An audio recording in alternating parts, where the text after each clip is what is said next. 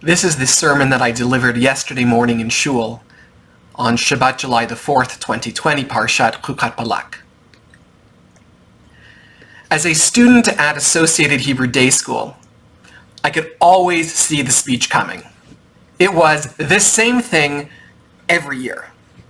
Before we boarded the buses, first to Young People's Theater and then later to Stratford, someone, usually the principal, which meant, of course, that this was a big deal, would put on their most serious face and tell us during the show that under no circumstances were we to be a Chilul Hashem.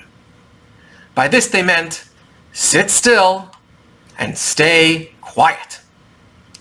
In other words, when you're in public, aka in the presence of non-Jews, be on your best behavior. Anything less would be a desecration of God's name, a Chilul Hashem. In hindsight, perhaps these educators could have phrased it more positively, let us know that good behavior was a Kiddush Hashem, a sanctification of the divine name. But then again, they knew their audience. Kiddush Hashem, sanctifying God's name, and its opposite, is a concept I return to in my mind again and again, especially in recent months. This morning we read a well-known incident. The Israelites in the wilderness are once again complaining, this time about the lack of water. Moses is instructed to gather the people in front of a rock, which he proceeds to hit. Water gushes out and Moses is punished for hitting the rock.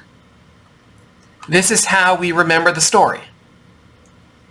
This is not the actual story. The Israelites in the wilderness are once again complaining. They cite the lack of grain, figs, grapes, and pomegranates. They also note the lack of water to drink. There is no playbook for this crisis. So Moses and Aaron do the only thing it seems they can do. They go to the tent of meeting, where they fall upon their faces. God tells Moses to take his staff and with Aaron gather the people and, quote, speak about the rock in front of them, and it will yield its water. Moses takes the rod. The Torah reinforces here, as commanded by God. They assemble the congregation. Moses says, listen, you rebels, shall we get water for you out of this rock? He strikes the rock twice, and water comes out. God says, because you did not trust me enough to sanctify me in the sight of the Israelite people, therefore you shall not lead this congregation into the land that I have given them. End scene. Or maybe the story goes something like this.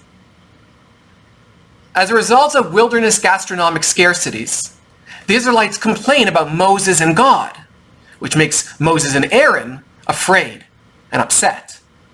They seek shelter by fleeing to God's tent. God, in God's wisdom, tells them to take the rod and in their anger not talk to the people, but rather in front of them. Moses proceeds to talk to the people anyway. Listen, you rebels, he says.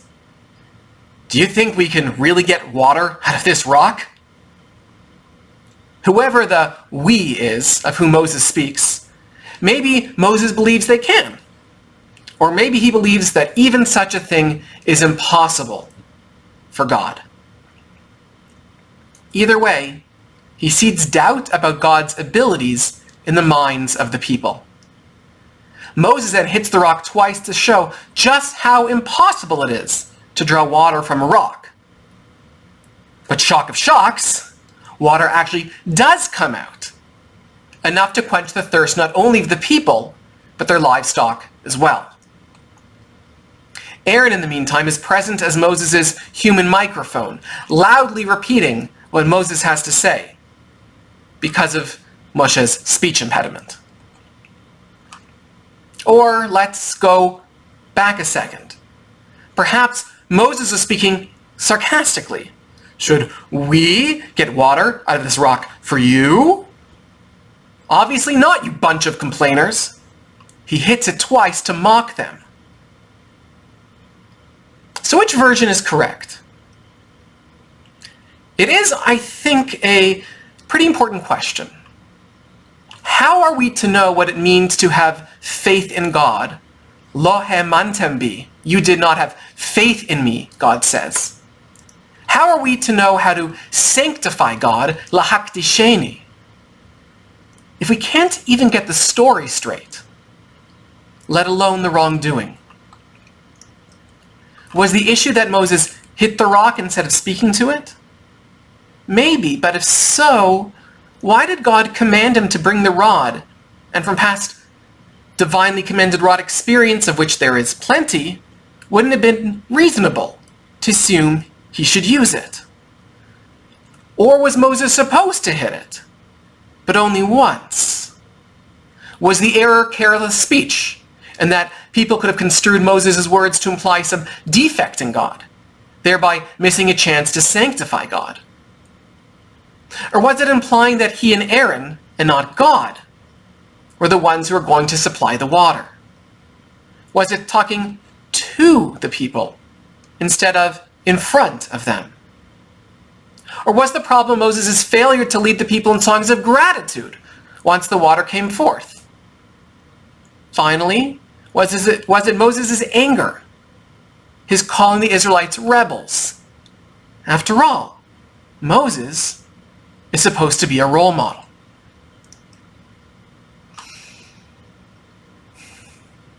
That was certainly the longest deep dive into a biblical text that I've ever given from this pulpit. I realize that. Now, don't worry if you lost me here or there. That is, to some extent, the point. If you tuned out, now's the time to come back. The many commentators whose approaches I shared each came to the text with their own background and biases. That is inescapably human. They each did their best to understand something, hopefully with an open mind and an open heart. They each landed in different places.